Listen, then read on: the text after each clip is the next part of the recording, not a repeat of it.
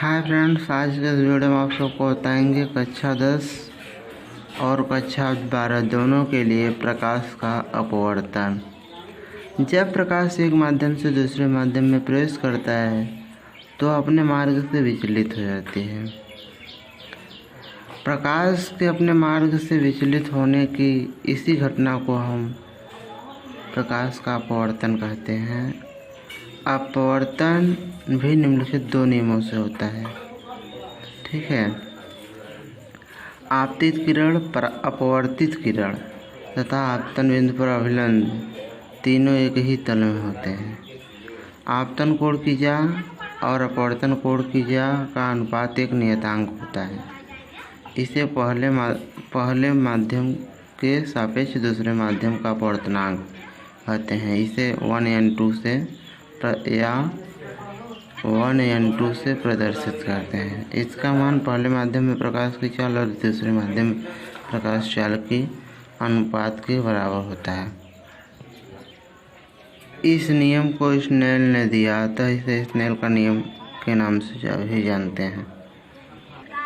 अगला स्टेप आप सबको बताएंगे मुख्य बिंदु। जब प्रकाश की किरण विरल माध्यम से सघन माध्यम में प्रवेश करती है तो वह अपने अभिलंब की ओर झुक जाती है। जब प्रकाश विरल से सघन माध्यम में प्रवेश करती है तो वह अपने अभिलंब की ओर झुक जाती है तथा जब सघन माध्यम से विरल माध्यम में प्रवेश करती है तो अभिलंब से दूर हट जाती है। चलिए आप सबको दिखाते हैं। प्रकाश के अपवर्तन की घटना का अध्ययन हम लेंस और प्रिज्म में करते हैं। ठीक है, तो चलिए यहाँ दिखाते हैं आप सबको। ये वायु माध्यम है, ये कांच वाला माध्यम है। अब प्रकाश के अपवर्तन में कहा गया है कि जब प्रकाश एक माध्यम से, अर्थात ये वायु वाले माध्यम से, एक माध्यम से दूसरे माध्यम में प्रवेश करती है तो अपने अभिलंब से दूर हट जाती है या फिर अपने अभिलंब की ओर झुक जाती है। तो इसी घटना को हम रिफ्रैक्शन ऑफ लाइट अर्थात प्रकाश का अपवर्तन कहते हैं। ठीक, और इसमें दो नियम हैं। आपतित किरण अर्थात ये किरण और अपवर्तित किरण ये है, और आपतन बिंदु पर अभिलंब ये है। तीनों एक ही बिंदु पर स्थित होते हैं और आपतन कोण की ज्या अर्थात I और अपवर्तन कोण की ज्या अर्थात R एक नियतांक होते हैं। ठीक, और ये दोनों नियम स्नेल ने दिया था। अब यहाँ लिख देंगे।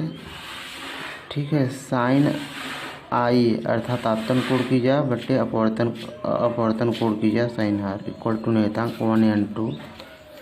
अर्थ 1n2 कहने का तात्पर्य है कि पहले माध्यम के सापेक्ष दूसरे माध्यम का अपवर्तनांक।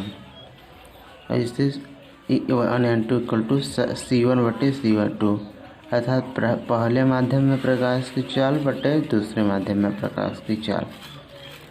ठीक है, 1n2 पहले माध्यम के सापेक्ष दूसरे माध्यम का अपवर्तनांक किसे कहेंगे। जैसे ANG अर्थात हवा के सापेक्ष, G मतलब ग्लास का, हवा के सापेक्ष कांच का अपवर्तनांक। तो C1 बटे C2, तो C1 क्या है, वायु में प्रकाश की चाल 3 इंटू मल्टीप्लाइड बाई 10⁸ और C2 अर्थात कांच में प्रकाश की चाल है 2 इंटू 10⁸। अब दोनों को कर देंगे तो 10⁸ से 10⁸ कैंसिल आउट, 3/2 बचा, भाग दे देंगे 1.5 आंसर। अर्थात ठीक है, वायु के सापेक्ष कांच का अपवर्तनांक है। अब मान लीजिए वही अपोजिट कर दें, GNA अर्थात कांच के सापेक्ष वायु का अपवर्तनांक। तो फिर वही फार्मूला C1 बटे C2, तो C1 की वैल्यू हो जाएगी अर्थात कांच में प्रकाश की चाल 2 इंटू 10⁸ और हवा में प्रकाश की चाल 3 इंटू 10⁸। कर देंगे। 10 का पावर 8 से 10 का पावर 8 कैंसिल आउट, 2 बचे 3 आंसर। अब जैसे अगला स्टेप मान लीजिए WNJ, इसे कहेंगे जल के सापेक्ष कांच का अपवर्तनांक।